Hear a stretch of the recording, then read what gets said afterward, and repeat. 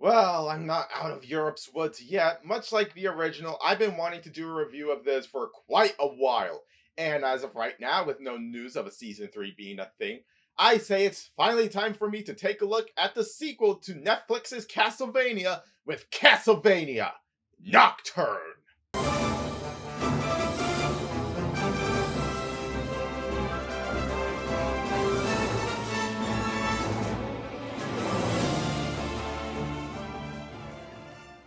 Enjoy the show.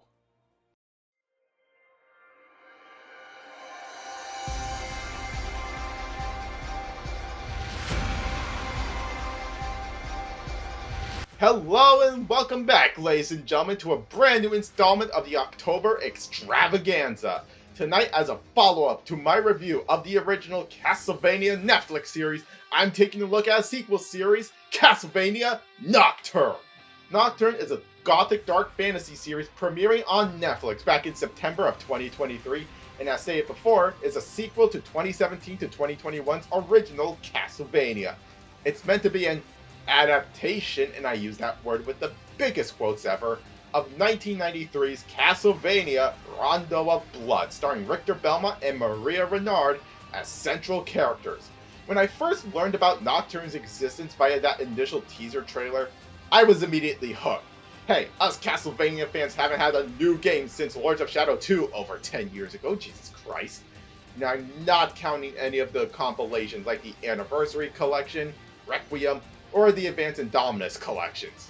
But now, let's answer the question. Is Castlevania Nocturne any good? And is it a show I can recommend to you? Let's find out.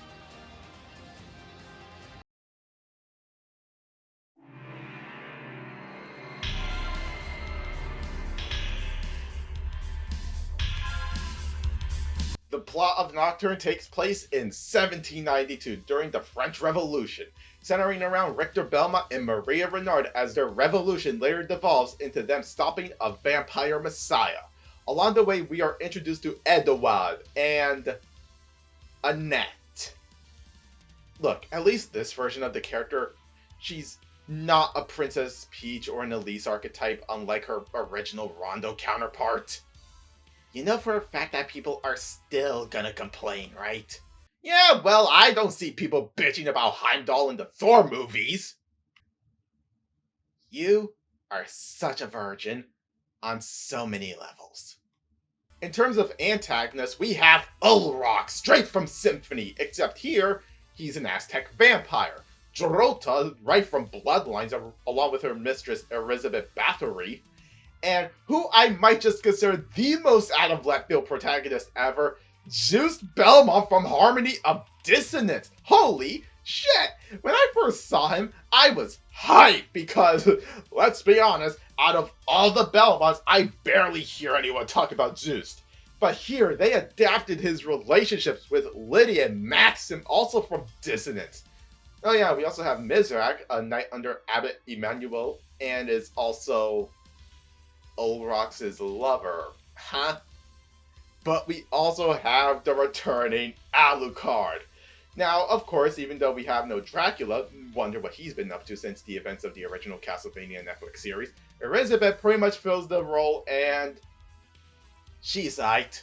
She is threatening, but I don't know. It could be due to the fact that Drac was such a memorable character in the original series that Elizabeth just didn't do it for me. Not saying she's a terrible villain, trust me, I love me a villain that is just pure evil. Just look at characters like Jack Horner from Last Wish or Am from I Have No Mouth and I Must Scream.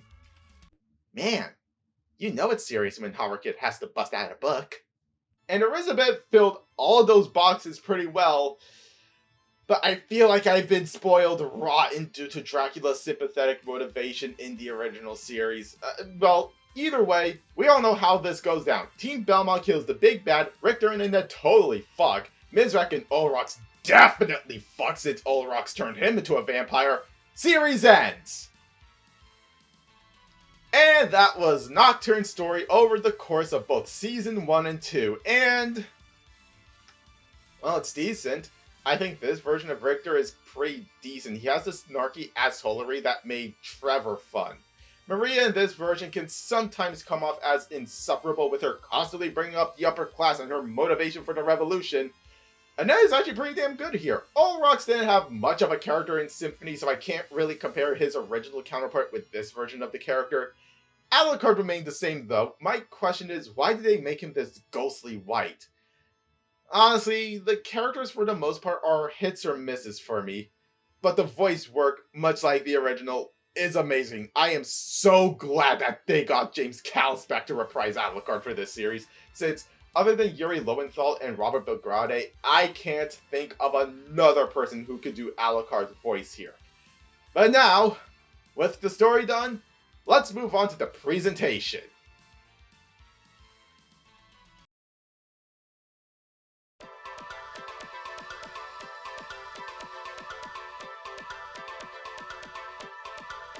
Presentation-wise, Castlevania Nocturne looks about on par with the original series, specifically Seasons 3 and 4. The human models, whether they're of pre-existing characters like Richter and Maria, or fresh new takes of certain characters like Olrox and Annette, the human models do remain consistent throughout. As always, if there's one thing I could praise both Nocturne and the original series for, it's the unique night creature designs.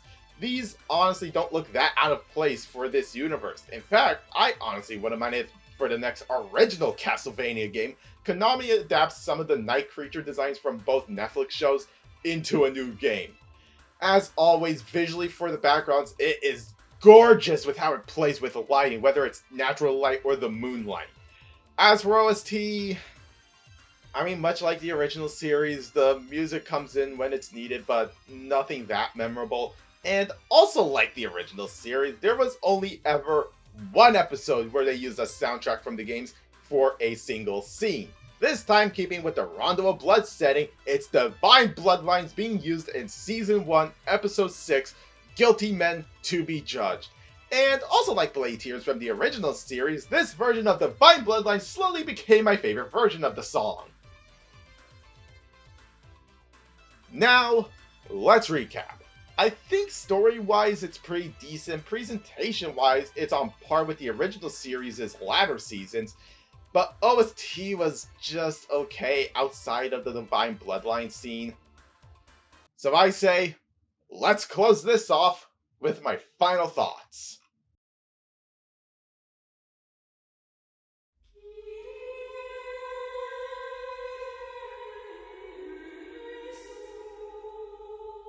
Overall, is Castlevania Nocturne a good successor to the original Castlevania Netflix series? Well, honestly, while it was amazing at giving its own spin on the universe of Rondo of Blood, the absence of notable Rondo characters such as Shaft is very apparent. But, as an original story taking elements from Rondo of Blood, I consider it decent for a casual Castlevania fan, or someone like me who would just take anything relating to this franchise because Konami refuses to give us that 1999 game starring Julius Belmont! The cast of hero characters, while good in their own regards, I feel like don't hold that much of a candle compared to Trevor, Sypha, and Alucard from the first series. Yes, fuck you. So, overall, Castlevania Nocturne gets my score of a 6.5 out of 10. But as always, I want to know from you all. Did you watch Castlevania Nocturne? Did you enjoy it? And is this a show you could recommend to a friend? Please leave your answers and more down in the comments. Give this video a like if you enjoyed it. And while you're here, consider subscribing and turn on the bell to be notified whenever I make a new video. As always, my social media links are down below. You also should check out my Twitch where I play whatever game I decide to stream that day and catch some behind the scenes trivia about what goes on in the middle of this channel. As always, I've been Hopper Kid the Reviewer, and I will see you all in the next video. Take care, everybody.